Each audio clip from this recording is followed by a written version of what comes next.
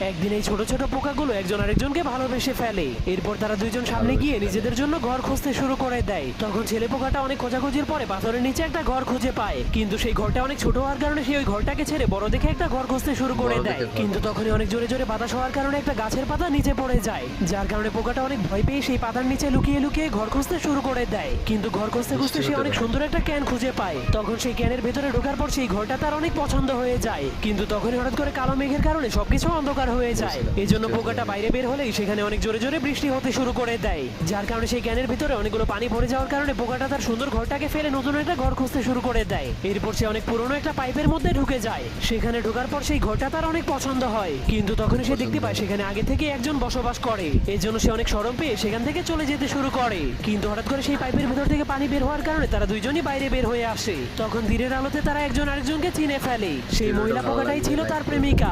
এরপর তারা জঙ্গলের